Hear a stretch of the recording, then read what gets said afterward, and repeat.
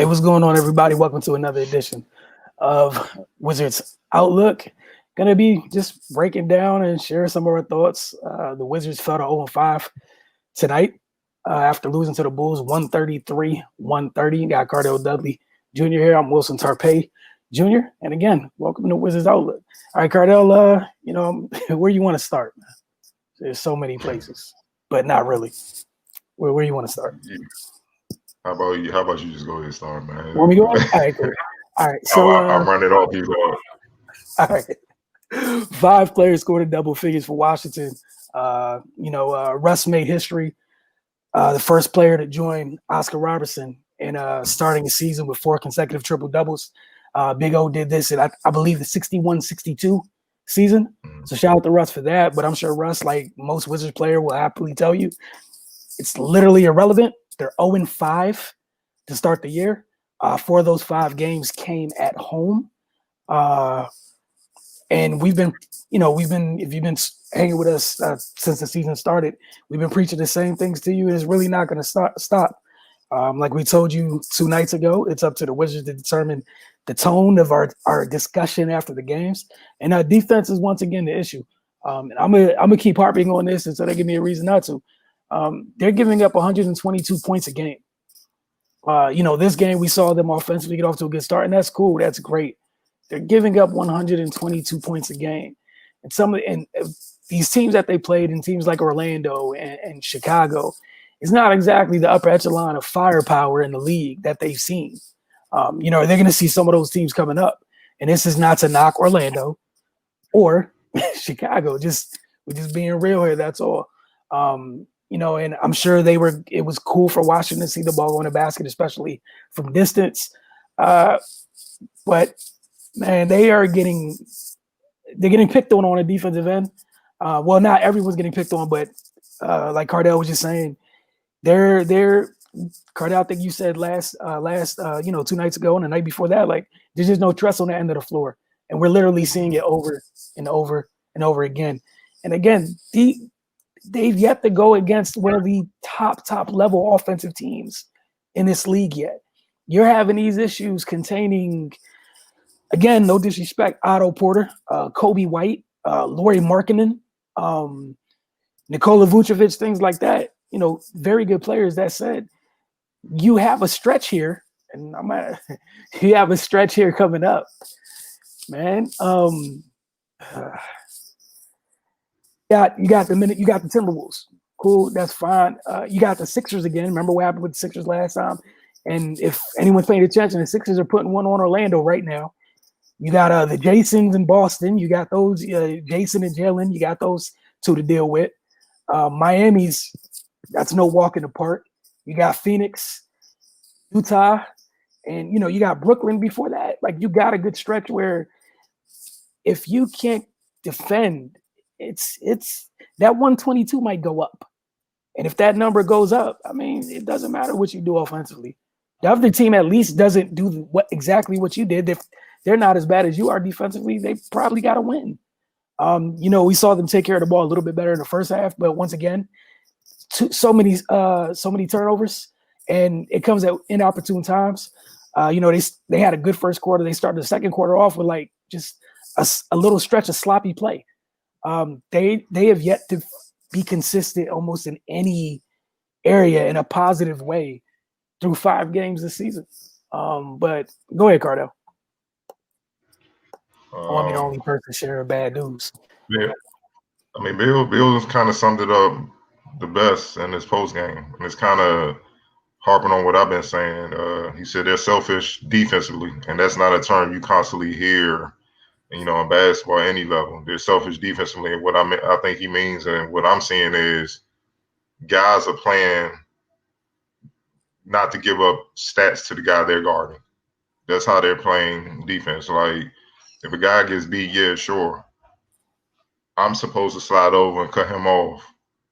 But because the other guy's going to rotate to cut my man off, obviously the guy I cut off, he's going to drop it down, and the guy I was guarding is going to score. So in the box score, it looks like he gave me 25, 30 points, when in reality he didn't. And I'm the one that's got to deal with that.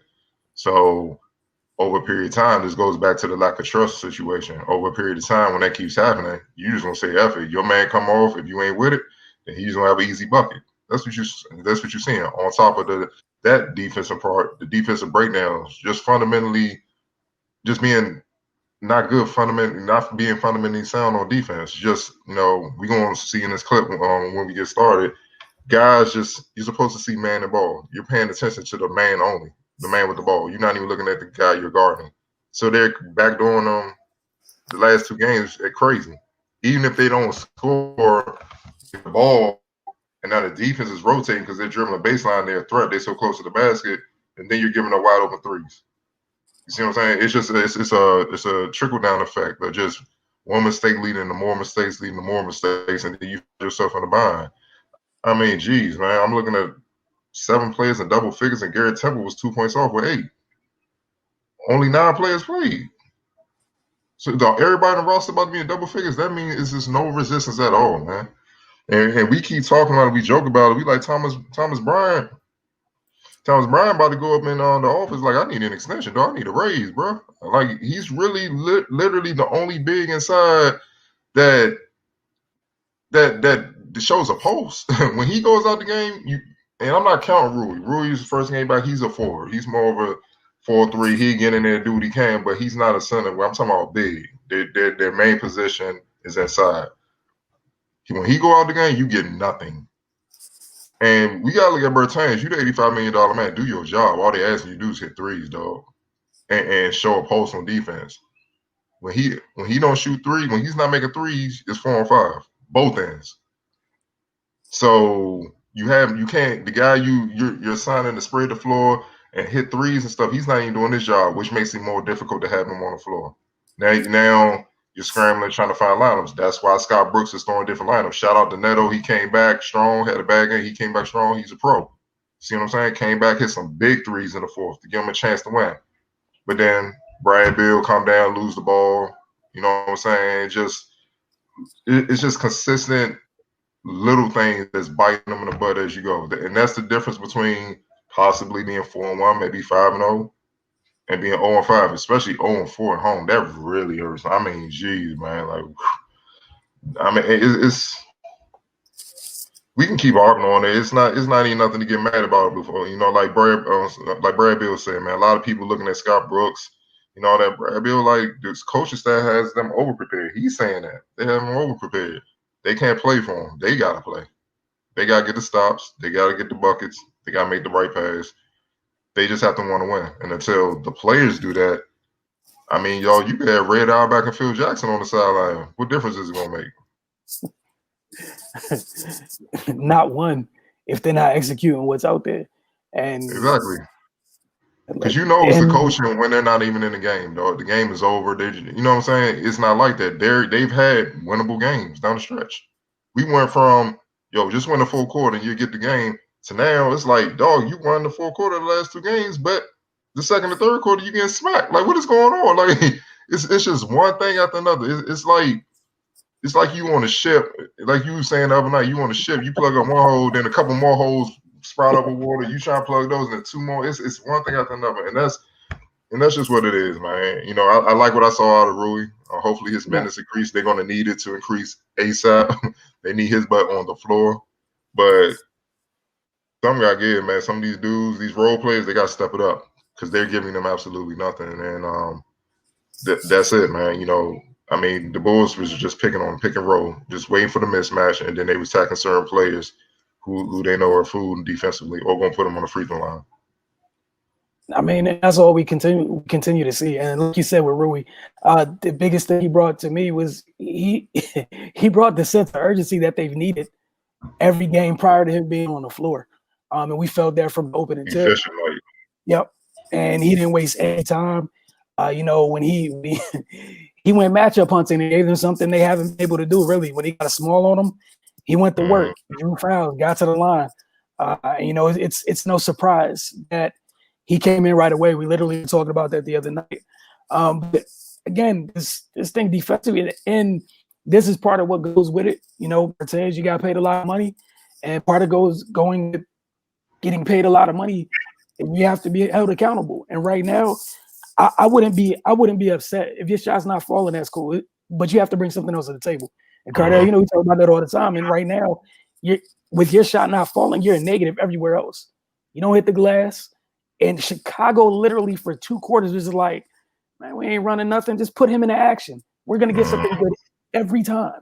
So now you're in a situation where you're a coach, and again, neither one of us is trying to tell you that Scott Brooks is one of the best coaches of all time, but simply to a degree, because of what some of these players are doing, your hands are tied. What do you do with your rotation where you got somebody that's getting paid to space the floor, but they can't be on the floor because they're food on the other end? Well, what do you want them to do? And then if they're not hitting shots, so like Cardell said, you 4 and 5 on both ends of the floor. And Chicago was just eating. They were missing people today, but it didn't matter too much because for 2 quarters, while dude's on the floor and he's missing shots, that's easy offense. We either get into the line or we getting a good look. Either way, all we got to do is involve him in positive, there's nothing but positive results. The other thing we got to see tonight is, like you said, the double down on the thing, the point you made about TB. After TB, what they lose after he comes off the floor. With the Bulls, they start Wendell Carter tonight. He brings what he brings to the table. Then Gafford comes off the bench. And what Gafford came off the bench was literally everything. You send me stuff about Rob Williams all the time. Say what it is. Yeah, Say what it was. He was dunking on him. He did what he wanted. It was his world when he was in the game. He owned the paint on both ends. He's looking like Sean Blake Griffin. Like what's it called? The play where he shot the floater and then dunked it back. Like the miss. Yeah, he's doing what he wants. Then on both ends, he was commanding the paint. Folks going to the rim, and unlike Wendell, he's a little bit more bouncier, and he wasn't having none of that stuff in the paint. And that's the thing. Like at least with the Bulls, I know Laurie didn't play tonight, but they got several bigs they could go through.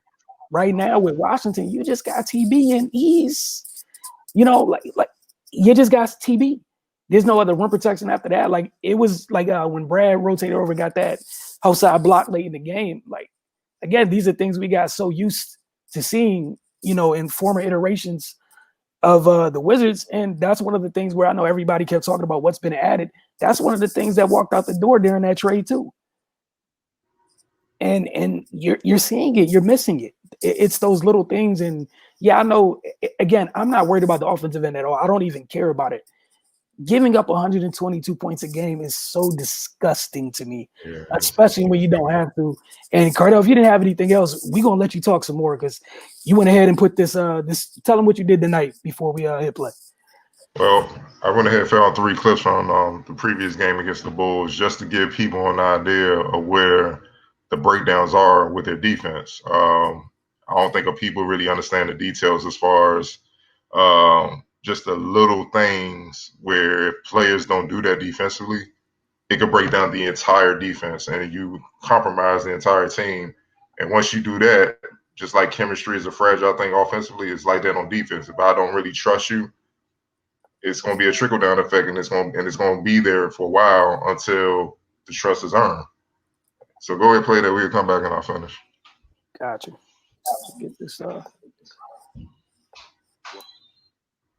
To the pro plus, look at why the Wizards are struggling defensively so far this season. There are a couple of clips of defensive breakdown. Wendell Carter swings Russell Westbrook. Kobe White comes off Carter swings left. First course back off Carter swing. Bill, who is defending out of Porter Jr., is locked in on Kobe White, not seeing man the ball.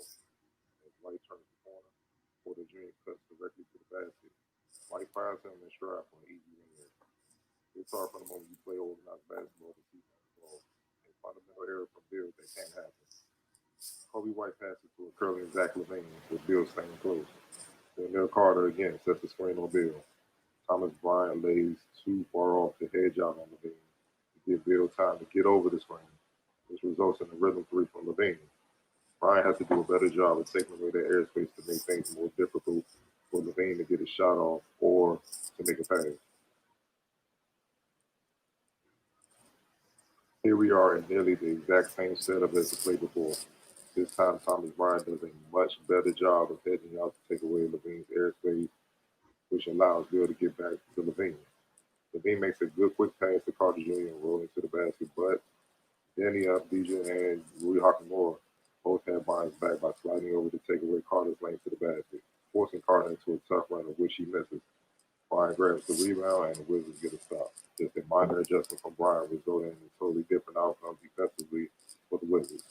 With Bryant doing his job, it allowed Danny and Rui to make the necessary adjustments to do their jobs defensively as well. That's how trust is built on that end and how you start to build a sound defense. The Wizards need to be more consistent like this to put together wins. I mean, I think you summed it up perfectly. Little things, man. Just fundamentally sound things that you taught in grade school when you first pick up a basketball. See man and ball, heads out, know your personnel, communicate, point. Like, just this how I know when guys are so much more skilled and all that. I'm like, bro, y'all looking at one end and it's a lot of flash. And guys gonna look a lot more skilled when the defense is that far behind. And it's not just with the Wizards, you see that across the league. It's just that some teams are better and know how to pick it up and know how to close it out. That's the only way you win in this league. It's too many talented players, man. You know what I'm saying? And until the Wizards correct, it's not even the fact that they don't want to defend. It's like they don't know how. And just like bad habits are hard to break, that's what you're just seeing. You're seeing a lot of bad habits that's hard to break. Same guys that have been getting away with a lot of just bad habits for most of careers defensively because they can shoot a ball or they're athletic, stuff like that. Now you're trying to learn on the fly at the pro level where you're playing against other elite pros who know exactly how to capitalize on your mistakes immediately. It's tough to do. And that's what Brooks has to deal with. So all these people saying Scott Brooks need to get fired. Nah, I mean, heck no. To me, you bailing the players out. You know what I'm saying? Nah, figure this out. Y'all this the coach. You gonna figure it out. Because it's not him, it's y'all. We can look at the film and see that. I just put up the clips. What can Scott Brooks do about that? He shouldn't have to tell Brad. Brad Bill's also he should all NBA guard. He shouldn't have to tell Brad Bill to see man and ball in defense. You know what I'm saying? Stay in position like that. He shouldn't have to tell Thomas Bryant. He been in the league long enough. Oh, that's Zach LaVine. He's one of the best one of the best two guards in the league. 3-point shooter. You got to close that out. And the bench, y'all got to show a pulse, man. This. If you take Neto away, the Bulls outscored the Wizards bench 41-14. Lopez, 0 points. Ish Smith, 0. 0 points, only 3 assists. Didn't even take a shot. Lopez didn't even take a shot. Troy Brown gave you 6 points, 2 for 5, but he was getting burnt on defense as well. That's why he couldn't play. We already talked about Bertans. I don't even want to get into that no more. It's just he had 3 points on free throws. He was 0 for 8 from the field, 0 for 6 for 3. So the thing you got track for, you couldn't even deliver on that. You couldn't even do your job. Plus 3 fouls. See what I'm saying? It's a lot, and we know last year a lot of people was like Bertans best shooter all the time. It's a lot different when that spotlight on you. Can you make shots then? You see what I'm saying? He's showing he can because teams are focused on. All you gotta do is put a athletic 6'8" wing on them with length, and they erase him from the game. It's been consistent, and the Bulls got a couple of them. So the Wizards got some big questions to answer because right now the only people going to depend on, truthfully, is that starting lineup with Rui back, and then you got Neto. And that's only one end. You don't know what you're going to get defensively. Yeah, I mean, that's look, I don't really have anything else to add. And it's hard to decide what lineup to throw on the court when nobody can defend. Because you might like I saw a bunch of people like, oh man, throw Bonga out there. I get that, and that can help. But if this at the same time on the other end, if that's also somebody where people are going to take a couple steps off him no matter what to contain your all-star backcourt. So it's tough. And then if you want to have the spacing out there for the person you paid all that money to, I mean, I get it. But if he's not hitting, they run him off the line, and he needs to find another way to do what he does. People are not going to let you do it the way that you did last year. You need to do one of the things, and this is one of the reasons I give credit to folks like Joe Harris, Duncan Robinson. Yeah, if that's your main thing and that's what gets you paid, you have to find a counter, sir. And right now, dude has no counters to getting run off the line. If they take your airspace away, the shot still goes up, even if it's a bad shot. Or they make you put on the floor and nothing comes from it. So it's going to be an adjustment period too. Not especially, and I'm going to hold you accountable to adjust because that's what you're getting paid. Just like we're gonna hold Brad and Russ and others accountable. That's when you taking up some of the cap like that, is what comes with the territory. So you need to take a page out of Joe and Duncan's book and figure out how to attack a hard closeout in a positive manner. Because right now, man, you just out there and it's hurting, especially because the points aren't. You're not scoring enough points to counteract what you're giving up because we know you're going to give up something. Like that's a given. So, and again, you control that. That's on you. You can change. You can change some of that. But again, if this is Chicago and Orlando picking on you, man, you get to Boston and Brooklyn. And I'm going to tell you right now, after watching Atlanta last night, you see Atlanta, that whole team looking for you. If you out there putting you in that action, like it's going to be rough. Go ahead, though. My last thing is sometimes your strong offense is the best defense. If I'm attacking Bertans, who's supposed to be a sniper, who can, if he get hot, can blow a game open or close the lead, but he can't defend, I'm taking him out the game because he can't defend. So if he's on the bench, he can't hurt me. And that's exactly what teams are going. That's one less offensive weapon we have to worry about. So they got some things to figure out. Nah, for sure. I want to thank you guys for hanging with us. I hope you all have a nice, safe, and happy New Year's. We'll see you tomorrow on the first day of 2021 for another Wizards game to take it on Timberwolves. And we'll see. They got to show some. At some point, you're gonna have to try to pick yourself up off the mat. Right now, you face down on the mat. You gotta figure it out. And tomorrow's not going to be a walk in the park. Yeah, go ahead. One last thing, John Wall, 16 points, 4 assists. 6 assists and 4 rebounds. I just thought I'd throw that in there. Go ahead. Yeah, I told y'all the other night, man. Dark clouds coming because these are one of the things that's going to be brought up. Like this is a part of it, like that. That's this is a part of it. Like it is like, and we're saying it in the quietest voices. When that machine gets it. Pressure gonna hit a little bit, and again, one of the people we talking about, right? It turns so quick. You get the big contract, then it turns so quick. Like life comes at you fast. That contract doesn't keep you from being moved. So I hope you, for your sake, you find your footing or whatnot, because hey, life comes at you fast. All I got to say, man. But y'all have a good night. Again, thank you so much for rocking with us with the entire 2020. Look forward to having you guys, interacting with you guys all 2021. Please continue to be safe. Again, Happy New Year's to you all. And see you tomorrow night, probably around 10:30, 11 o'clock, something like that. I know the Wizards start at 8. So, and thank all of you guys, whether it's on Facebook or Twitter, IG Live. Thanks all of you on IG Live, too. We do see you guys. So, appreciate y'all.